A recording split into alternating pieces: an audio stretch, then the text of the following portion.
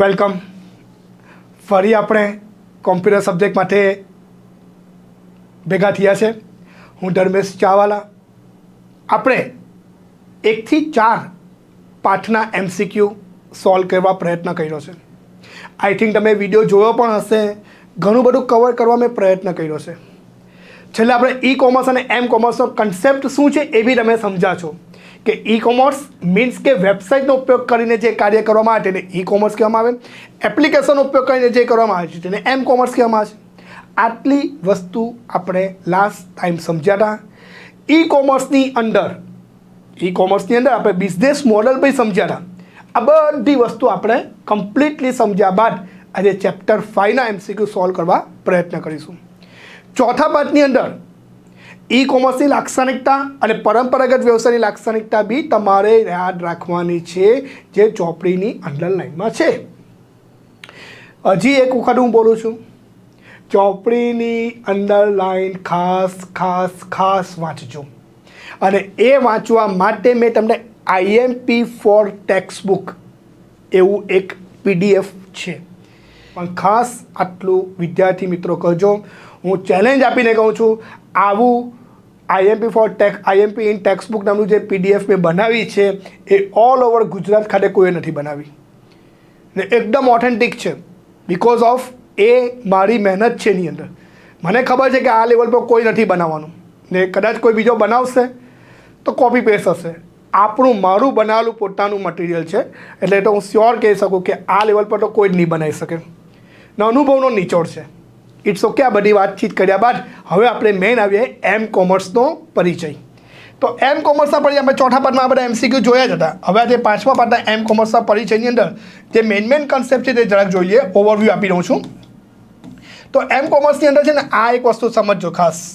આ અંડરલાઇન કરેલી છે તે. પછી આ જે વસ્તુ છે તે કઈ મોબાઈલ બેન્કિંગ, પછી મોબાઈલ બ્રોકરેજ. મોબાઈલ બેન્કિંગ કોને કહેવામાં આવે, મોબાઈલ બ્રોકરેજ કોને કહેવામાં આવે, બધું અંડરલાઇન કર્યું છે. પછી આની અંદર જે છે આ શરૂઆતના પેજમાં એટલી બધી અંડરલાઇન નથી આવતી કારણ કે બેઝિક કન્સેપ્ટ છે. મેન આવી જાઉં છું સ્વાધ્યાયમાં. હવે જુઓ, ફર્સ્ટ GPS અને GPRS. GPS એટલે શું? GPS સ્વાધ્યાયનો સવાલ કરાવું છું, પહેલાં અમુક શબ્દ સમજાવી દઉં. જો આની અંદર છે L કોમર્સ. L કોમર્સનું ફૂલ ફોર્મ છે લોકેશન કોમર્સ. સ્વિગી પર આપણે કોઈ વસ્તુ મંગાવીએ ને, સ્વિગી કે ઝોમેટો પરથી, તો જોજો અમુકને કેવી ટેવ હોય ખબર, ઓર્ડર આપી દીધો પછી છે ને એની અંદર મોબાઈલ ચાલુ જ રાખે. પેલો રાઇડર કાં પહોંચ્યો જોયા જ કરે ને. અમુક તો એટલા બધા હરખ પડુડા હોય કે એપાર્ટમેન્ટમાં રહેતા હોય ને તો નીચે ગ્રાઉન્ડ ફ્લોર પર ચાલ્યા જાય, નીચેથી પિકઅપ કરી લે. એટલા માટે કે ભાઈ વસ્તુ જલ્દી મળી જાય તો સારું. પણ ઇન શોર્ટ આપણે રાઇડરને ટ્રેક કરતા હોઈએ. It is cold L commerce, location commerce.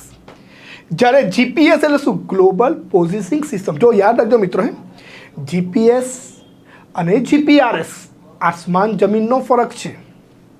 તમને કહેશો શું ફરક? તો GPS means global positioning system, જે તમને સ્થાન બતાવે. ને GPRS general packet radio service, એને કહેવામાં આવે GPRS. આ બંનેમાં બહુ ફરક છે. જે અત્યારે વિષય બહારની વસ્તુ છે, સમજા બેસીશ તો કલાકનો લેક્ચર પણ ઓછો પડશે કે GPRS ક્યાં યુઝ થાય ને GPS ક્યાં યુઝ થાય.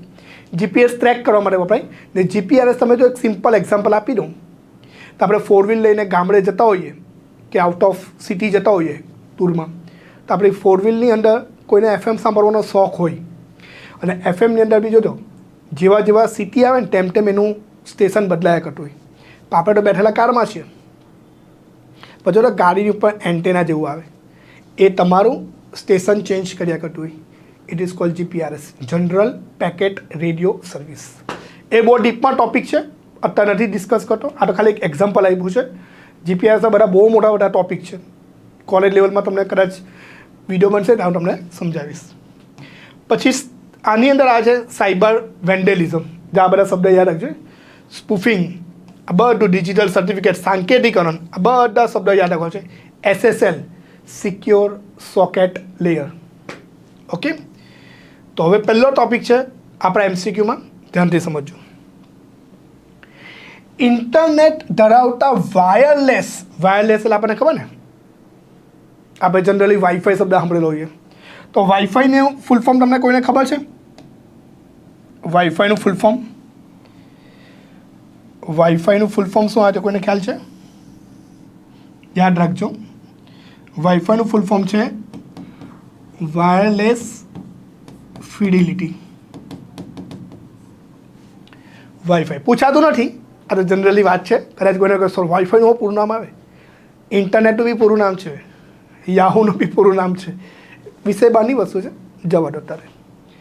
તો આની અંદર લખ્યું છે ખાસ, જુઓ આની અંદર જે લખ્યું છે જોજો ખાસ, કે ઇન્ટરનેટ દ્વારા વાયરલેસ સાધનોનો ઉપયોગ કરી માલ કે સેવાના ખરીદ વેચાણને શું કહેવામાં આવે છે?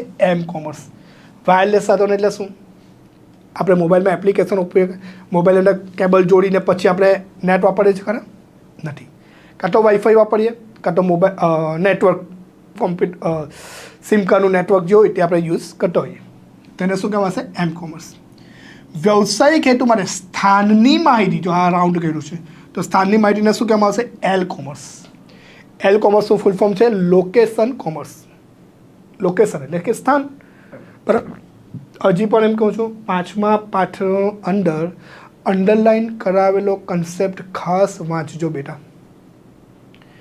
મને પૂરેપૂરો વિશ્વાસ છે 5મા પાઠ માટે MCQ નીકળે છે સારા, ને પણ માર્ક એમાં બી જાય છે. પણ માર્ક્સ લાવવા પ્રયત્ન કરજો. એની ટાઈમ મને ફોન મેસેજ કરી શકો છો, ખાસ યાદ રાખજો. કારણ કે એનું રીઝન છે, કોમ્પ્યુટર વિષયની અંદર મારે તમારા ઘણા બધા વિદ્યાર્થીઓને 90 અપ માર્ક્સ લવડાવવાનો ગોલ છે. અને મારો ઇન્ટેન્સ એક જ છે કે તમે સારી પ્રગતિ કરો અને બસ તમારા લોકોના આશીર્વાદથી અમારું આયુષ્ય સારું રહે એવો પ્રયત્ન છે. ઓકે, ચાલો, આમાં સમજ પડી ગઈ. સ્થાનની માહિતી આવશે, શું હશે? L commerce. GPS એટલે શું? તો GPS એટલે શું? Global positioning system. GPSનું ફૂલ ફોર્મ શું છે? Global positioning system. એના પછી આપ્યું છે અનઅધિકૃત. અનઅધિકૃત એટલે કોણ? અનઅધિકૃત એટલે કોણ? હેકર. એક એક્ઝામ્પલ આપો. માની લો પ્રણાલી કરીને એક છોકરી છે. પ્રણાલી કરીને એક છોકરી છે. હવે પ્રણાલીને મેં આખા ક્લાસની વચમાં, આખો ક્લાસ છે 60 જણનો ક્લાસ છે, એમાં આખા ક્લાસને મેં એવું કહી દીધું છે કે મારા કોમ્પ્યુટરનો પાસવર્ડ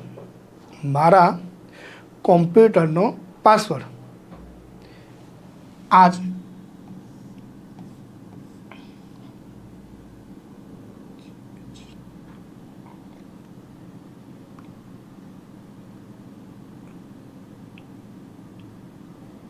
એક સેકન્ડ, મારા કોમ્પ્યુટરનો પાસવર્ડ લખી દઉં છું. આવ્યો આ છે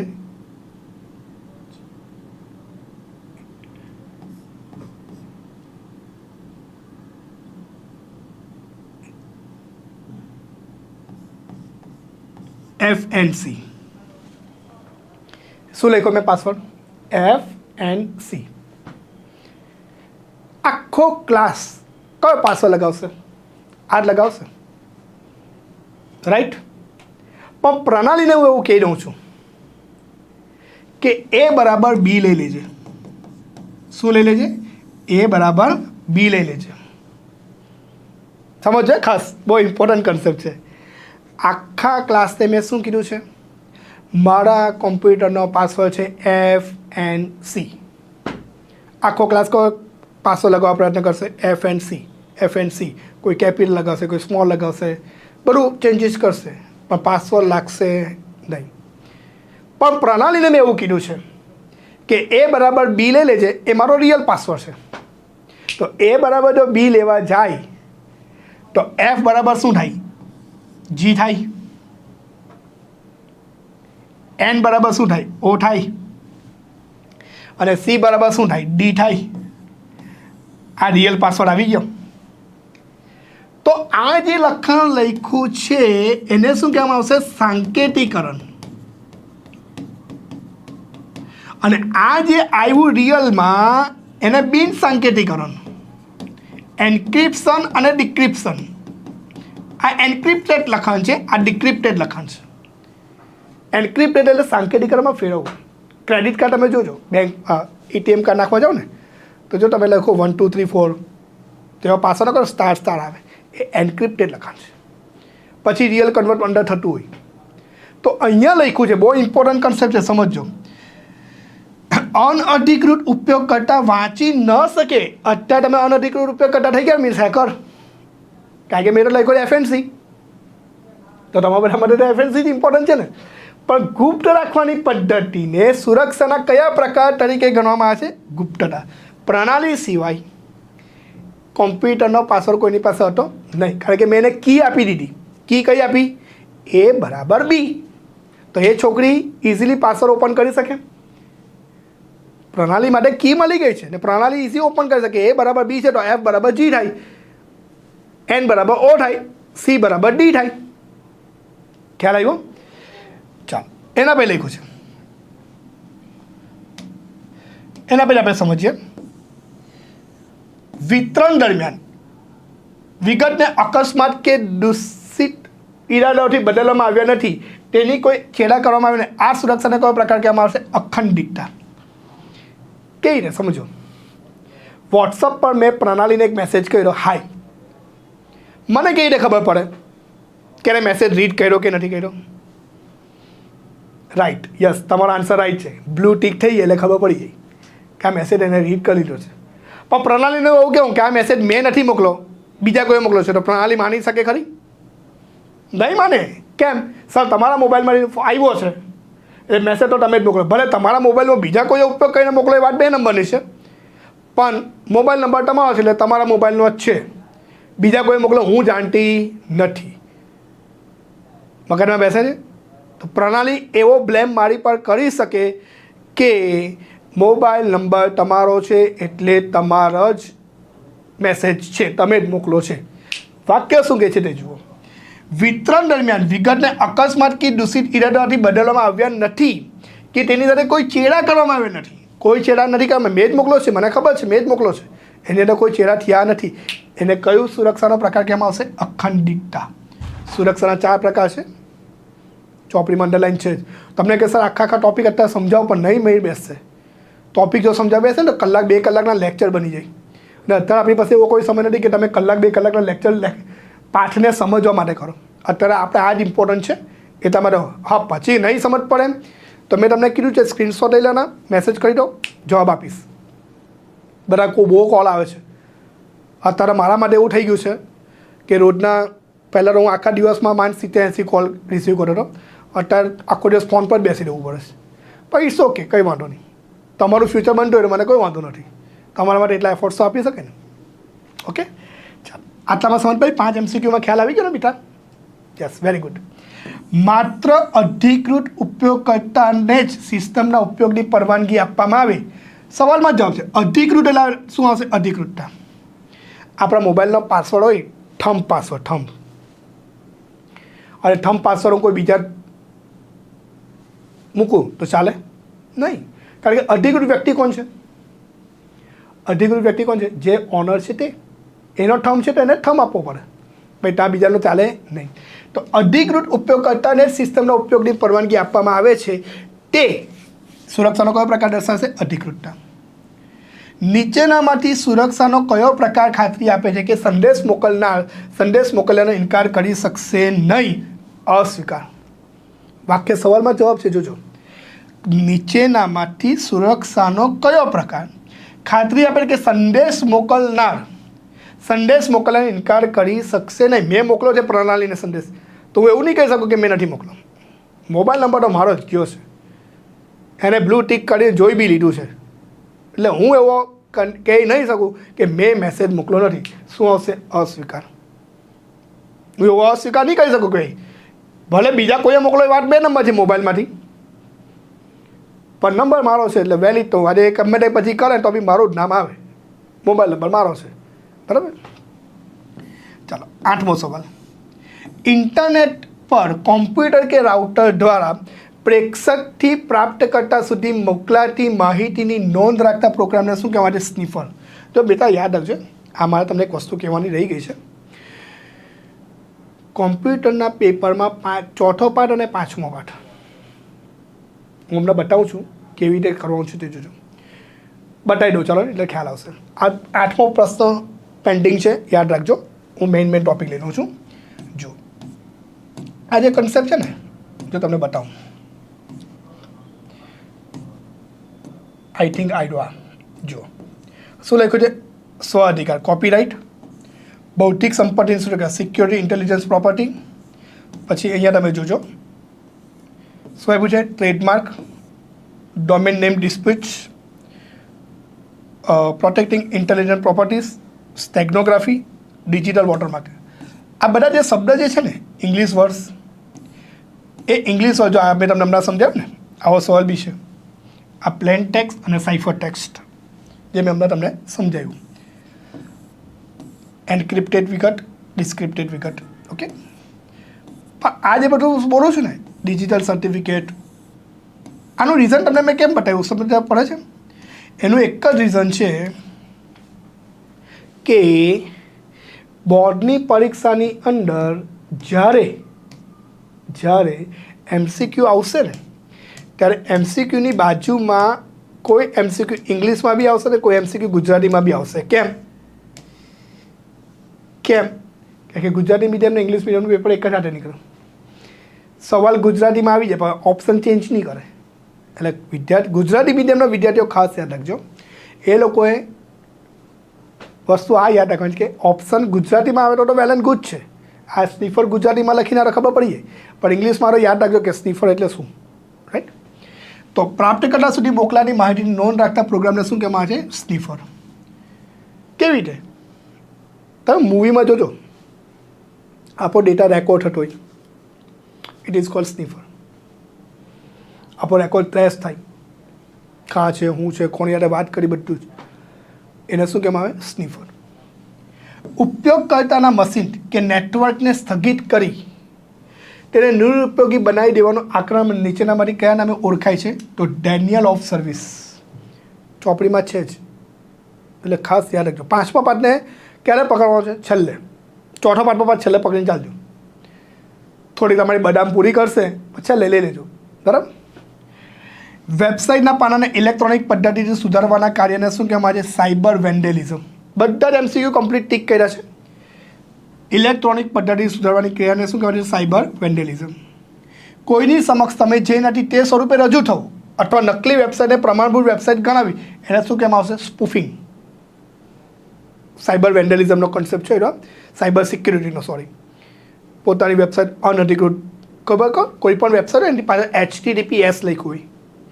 HTTPS એટલે સિક્યોર વેબસાઇટ અને HTTP એટલે અનસિક્યોર વેબસાઇટ.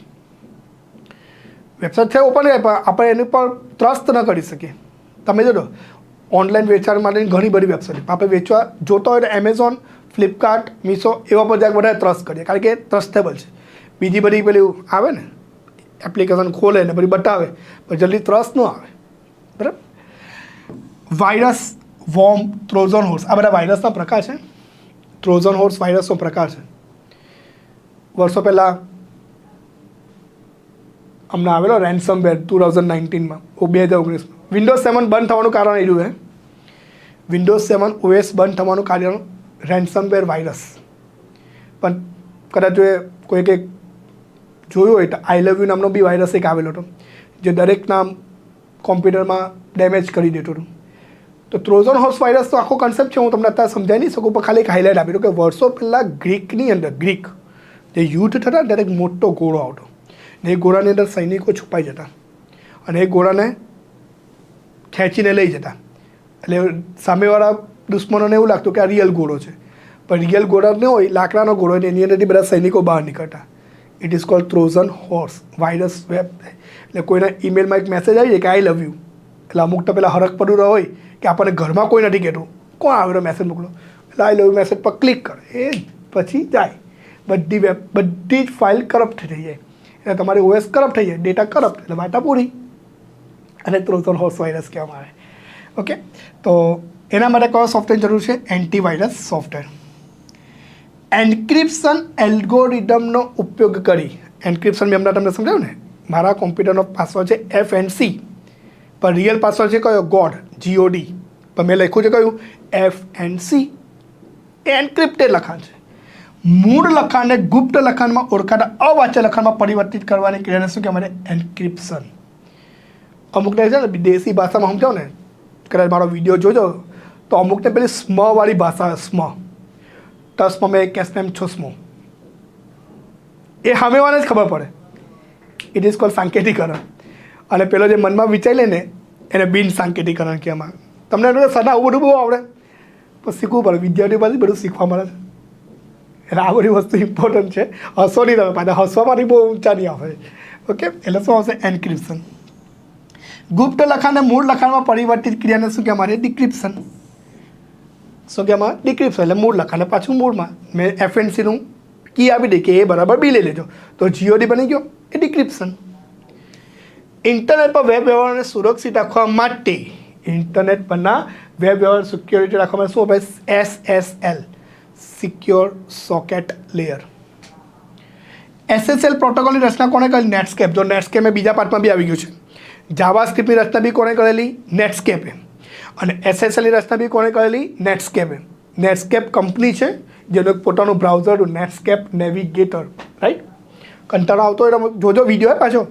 અમને કહે કે સર તમે તો બહુ ખેંચ કરો છો, એવું નથી. વિડીયો જોજો ખાસ. આ બધું વસ્તુ ઇન્ક્લુડ એટલા માટે કરું છું કે બોર્ડની પરીક્ષામાં જ્યારે MCQ તમે જોવા બેસશો ને, આટો ચાવલા સરના વિડીયોમાં હતું જ, આટો સરે કરાવ્યું જ છે, એ કોન્ફિડન્સ જોઈએ છે મને. ભલે 3-4 દિવસ છે આપણી પાસે, આપણે લડી લેવું છે. 3-4 દિવસ તો આપણી પાસે બહુ. તમે 3-4 દિવસની બગા હું કલાક જોઉં છું, 72 કલાક એ પકડીને ચાલું છું. 72 કલાક છે એ આપણી પાસે ઇનફ છે. 72 કલાકમાં પેલા વોટ્સઅપ પર રૂપિયાનો કોઈન આવતો ને તો કે 1 રૂપિયામાં કેટલી વાત થાય? ઠીક, બધા કહે કે 1 જ મિનિટ વાત થાય, પણ હું 1 મિનિટ નહીં જોતો, હું 60 સેકન્ડ જોતો. 60 સેકન્ડ વાત થાય. 60 સેકન્ડ ઇમ્પોર્ટન્ટ આ છે. બોલવાની રીત ઇમ્પોર્ટન્ટ છે. 1 મિનિટ 1 જ મિનિટ, 60 સેકન્ડ છે. ઓહો, એટલે યાદ રાખજો. આની અંદર આવશે SSL. SSL પ્રોટોકોલની રચના કોણે કરી? તો નેટસ્કેપે. નીચેનામાંથી કઈ વેબસાઇટની કઈ શરૂઆત દર્શાવે કે સાઇટને SSL દ્વારા સુરક્ષિત રાખવામાં આવી છે? તો કયું આવશે? HTTPS. ને HTTPનું મેં સમજાવેલું છે. Hyper text transfer protocol. જોડાણ, ટ્રાન્સફર, અદલા બદલી, ટેક્સ્ટ લખાણ protocol. Hyper text transfer protocol. સર્જકના મૂળભૂત કાર્યનો ઉપયોગ કરી અનઅધિકૃત, હા યસ, આપણી આ વેબસાઇટ છે, આપણા વિડીયો છે, હવે કોઈ કોપી કરી દે ને એની ચેનલમાં ચડાવી દે તો હું એની પર બ્લેમ કરી શકું. કેમ? કારણ કે કોપીરાઇટ છે. તમે પાઠ્યપુસ્તકમાં બી જોજો, ફર્સ્ટ પેજ પર લખ્યું હોય આ પાઠ્યપુસ્તકના બધા જ અધિકારો ગુજરાત રાજ્ય પાઠ્યપુસ્તક મંડળને આધીન છે. તમે છાપી નહીં શકો, એ કોપીરાઇટ કહેવાય. સ્વ અધિકારમાં 3 વસ્તુ આવે: કોપીરાઇટ, ટ્રેડમાર્ક અને SM સર્વિસ માર્ક. કોપીરાઇટ એટલે ઉપર સી લખ્યું હોય ત્યાં. ટ્રેડમાર્ક એટલે શું? દાખલા તરીકે ફોર એક્ઝામ્પલ અહીંયા લખ્યું છે chemistry by Nimesh sir. Okay, એમણે ટ્રેડમાર્ક લઈ લીધો, પછી એ નામ બીજો કોઈ રાખી નહીં શકે. જો એ રાખવા જાય તો નિમેશ સર ધારે તો એ કેસ કરી શકે. It is called trademark. હા, પછી એવું લખે new chemistry by Nimesh sir, એવું લખી શકે. નિમેશ સર બાય કેમેસ્ટ્રી એવું લખી શકે. બરાબર, પણ પ્રોપર આ યુઝ નહીં થઈ શકે. તો ટ્રેડમાર્ક લીધો હોય તો. અને SM સર્વિસ માર્ક. ઓકે, તો આમાં શું આવશે? કોપીરાઇટ. મૂળભૂત કાર્ય. મારી ટેક્સ્ટ બુક જે છે, મેં તમને નહીં કહ્યું IMP વાળું પેજ છે, એ મારું છે. જો મારું કોપીરાઇટ કોઈ કરી દે, હું લાઇસન્સ લઈ લો કોપીરાઇટનું, અને જો મૂકી દે તો એ પ્રોબ્લેમમાં આવે. કારણ કે મારું પોતાનું બનાવેલું પેજ છે, મારું પેમ્પલેટ છે, એ ઓલ ઓવર ગુજરાતમાં ફરે છે.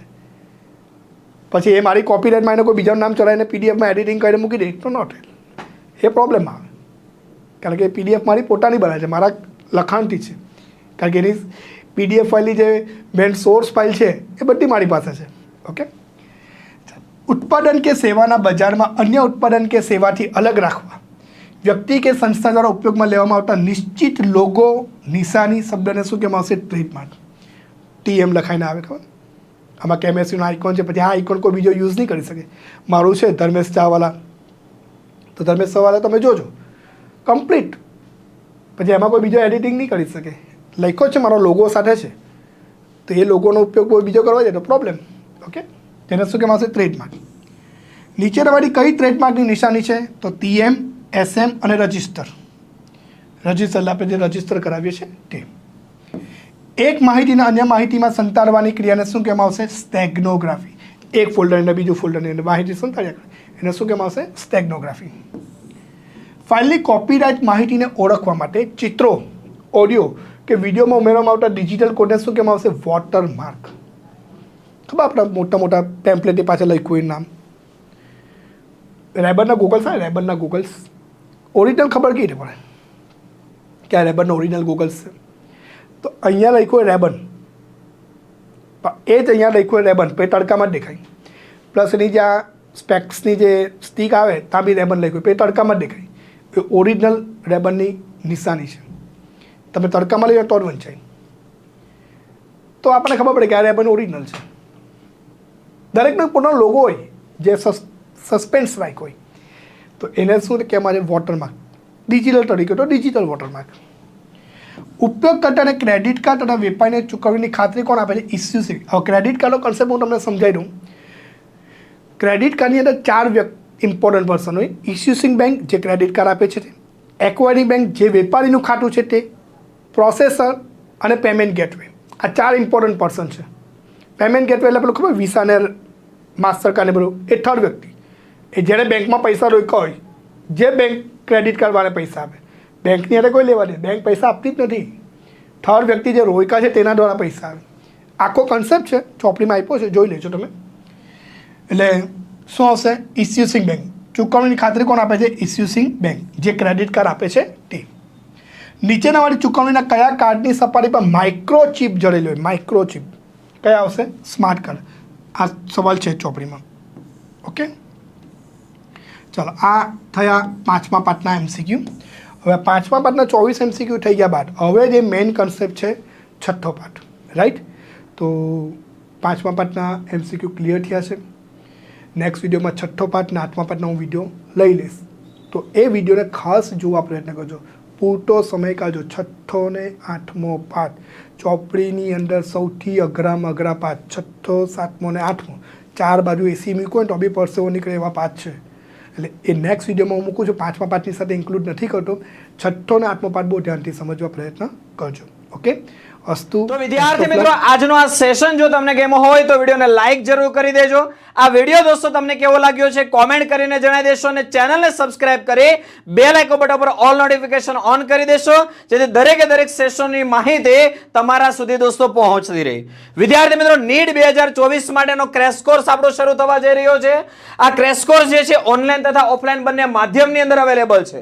તમે પણ જો નીટ 2024 ની અંદર એક બે સ્કોર કવર કરવા ઈચ્છતા હોય, આ કોર્સની અંદર જોડાવા ઈચ્છતા હોય તો કોન્ટેક્ટ કરશો 8866605548 ઉપર. વિદ્યાર્થી મિત્રો, આજના સેશન આપણે અહીંયા એન્ડ કરીએ છીએ. મળી એક નવા સેશનની અંદર. ત્યાં સુધી બાય બાય, આવજો.